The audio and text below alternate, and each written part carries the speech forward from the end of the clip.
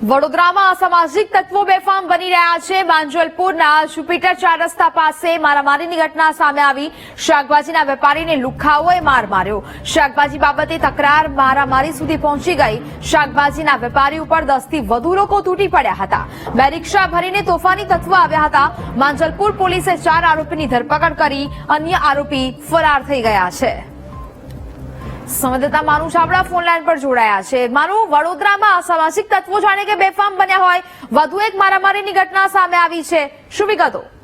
નેહા, માંજલપુર વિસ્તારની આ ઘટના છે। જ્યુપિટર 4 રસ્તા પાસે શાકભાજીના વેપારીને ઘેરી અને લુખ્ખા તત્વોએ માર માર્યો।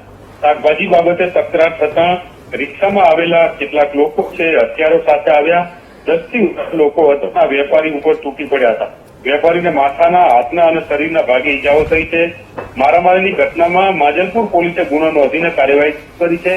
સમગ્ર મામલાના વિડીયો ફૂટેજ અને સીસીટીવી ફૂટેજ પણ આવી રહ્યા છે। ત્યાં લુખ્ખા તત્વો છે રિક્ષાનો આતંક મચાવી રહ્યા છે।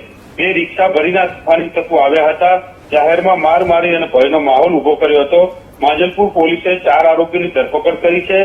અન્ય આરોપીઓ ફરાર થઈ ગયા છે, એમની શોધખોળ કરવામાં આવી રહી છે। પરંતુ દિન પ્રતિદિન જે રીતે જાહેરમાં લોકો લુખ્ખાગીરી કરી રહ્યા છે, મારામારી ઉપર ઉતરી આવ્યા છે અને એના કારણે લોકોમાં ભયનો માહોલ છે, ત્યારે આવા તત્વોના વિરુદ્ધમાં કડક કાર્યવાહી થાય એવી લોકો માંગ કરી રહ્યા છે। જી નેહા।